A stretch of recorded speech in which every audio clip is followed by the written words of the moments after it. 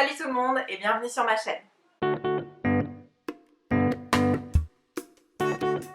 Dans cette nouvelle série de vidéos, je vous montre comment réaliser des objets simples à partir de choses que vous avez déjà chez vous, que ce soit des chutes de tissu ou des vieux vêtements que vous ne mettez plus.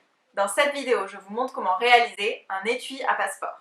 Ce tuto est vraiment super simple. Si vous êtes débutant, je vous encourage vraiment à essayer, ne serait-ce que pour vous perfectionner.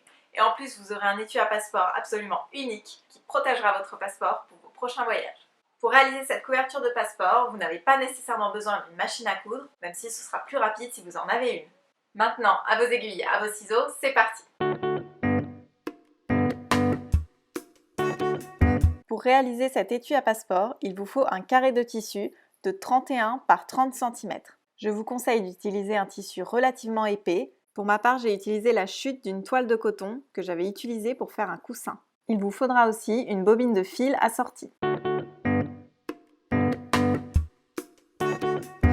Positionnez votre tissu à plat et repliez-le endroit contre endroit. Tracez un rectangle de 31 cm par 15 à partir de la pliure de votre tissu, les 31 cm devant se trouver le long de cette pliure.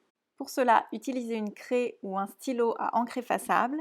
Si vous n'en avez pas, vous pouvez aussi essayer avec un crayon à maquillage ou autre crayon un peu gras, mais de préférence évitez un stylo qui risquerait de tacher votre tissu.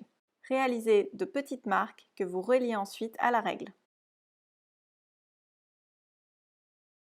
Épinglez votre tissu à différents endroits afin d'éviter qu'il ne bouge. Vous pouvez maintenant découper sur les 3 traits que vous avez tracés.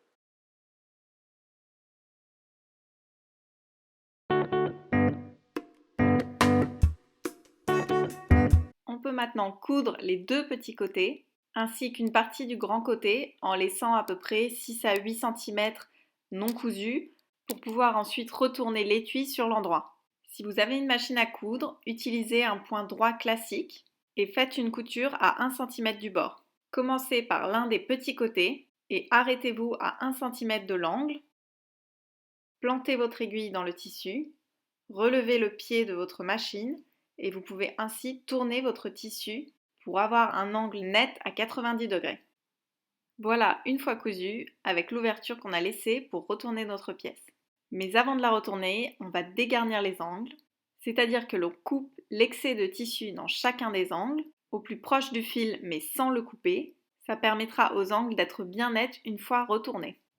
Vous pouvez maintenant retourner votre étui. Pour retourner les angles jusqu'au bout, aidez-vous d'un objet un peu pointu mais pas trop, afin de ne pas transpercer votre tissu. Et voilà, une fois retourné, on a toujours notre ouverture pour l'instant, on va la fermer à la prochaine étape. Faites une surpiqûre à 2 mm du bord sur chacun des petits côtés. Ensuite, on va replier les 2 petits rabats sur 4,5 cm et on épingle pour maintenir.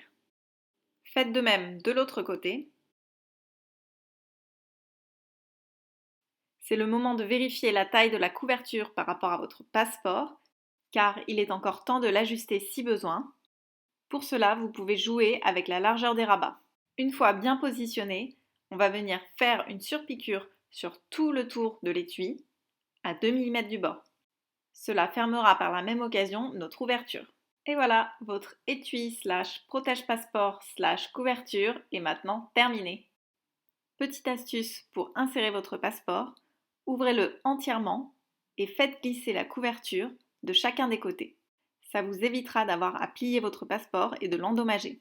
Et voilà, c'est terminé. Je vous avais pas menti quand je vous avais dit que c'était très simple. J'espère que cette vidéo vous a plu. Si c'est le cas, n'hésitez pas à me le faire savoir en me laissant un j'aime ou en commentaire en bas de la vidéo. Pour ne rien rater de mes prochaines vidéos et prochains tutos, le meilleur moyen c'est de vous abonner à ma chaîne. Ça se passe sous la vidéo. Vous cliquez sur le bouton s'abonner. Merci à tous d'avoir regardé et je vous retrouve très vite pour de nouvelles vidéos et nouveaux tutos.